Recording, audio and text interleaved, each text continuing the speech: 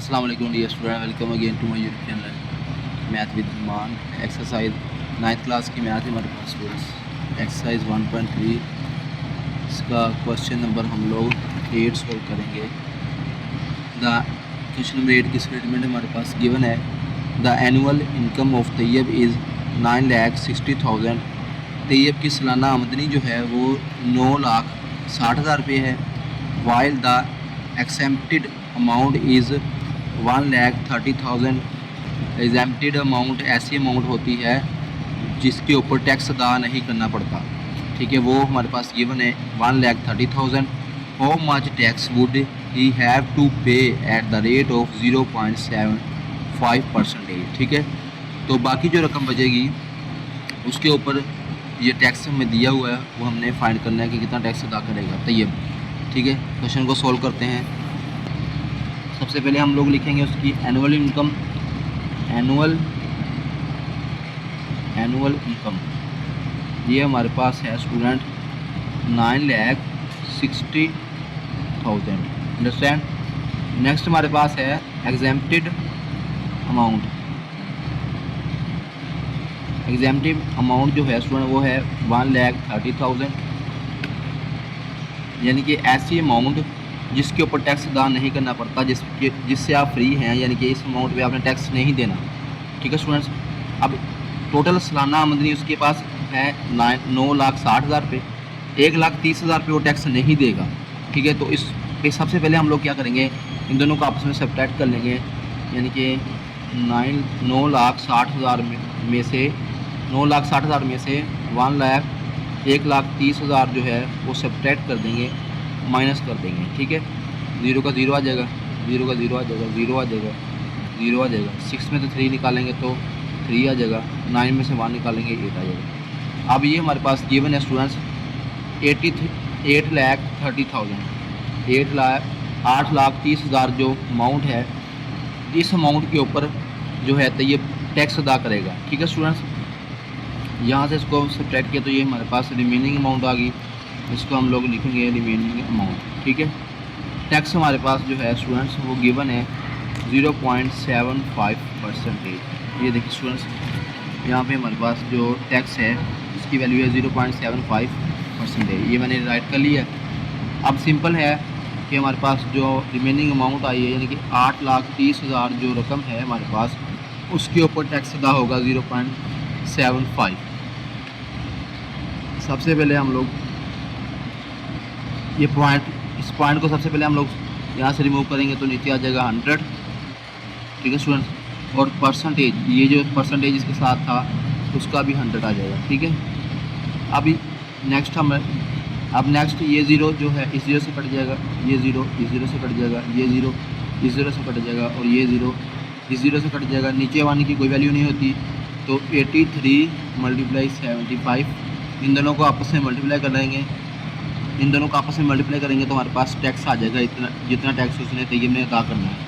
Simple है, multiply कर लें आप लोग। 5 का टेबल 3 तक काउंट करेंगे तो 15 हो जाएगा, 1 कैरी जाएगा। 5 का टेबल 8 तक काउंट होता है, 40 में 1 प्लस करें तो 41 हो जाएगा। 7 का टेबल 3 तक काउंट करें तो 21 होता है, तो 2 कैरी चला जाएगा। 7 का टेबल 8 तक काउंट करें तो हमारे पास 56 होता है, 2 प्लस किए 58 हो जाएंगे। अब सिंपल इनको प्लस कर लेंगे, 5 का 5 आ जाएगा, 1 + 1 2 हो जाएगा, 8 में 4 प्लस करेंगे 12 हो जाएगा, 1 कैरी जाएगा, 5 और 1 6 हो जाएगा।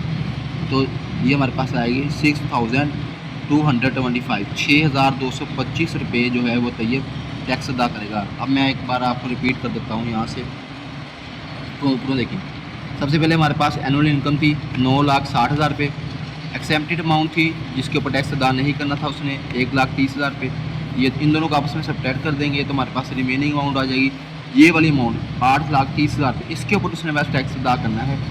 तो टैक्स हमारे पास गिवन था 0.75% में, ये इसके साथ राइट किया, पॉइंट ख़त्म किया, 100 आ गया, परसेंटेज का भी 100 आ गया। ये 0 जो है इसके 1 2 3 4 0 से कट के 83 की 75 से मल्टीप्लाई होगी, तो हमारे पास टैक्स आ गया 6,225 रुपये उसने टैक्स अदा कर दिया।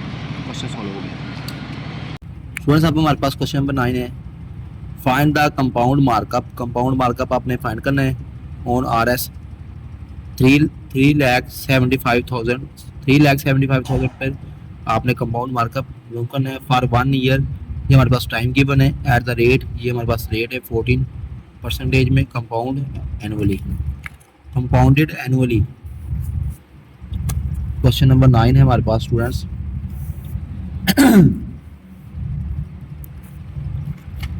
सबसे पहले हम लोग जो है ये अमाउंट लिखेंगे, प्रिंसिपल अमाउंट, प्रिंसिपल अमाउंट ये हमारे पास गिवन है 3,75,000। Okay students. नेक्स्ट हमारे पास टाइम गिवन है, टाइम हमारे पास है 1 ईयर। Okay students. और रेट हमारे पास जो है गिवन है वो है 14% में हमने कंपाउंड मार्कअप ये हम लोगों ने फाइंड आउट करना है। ठीक है स्टूडेंट्स, ये हमारे पास क्वेश्चन की गिवन स्टेटमेंट थी।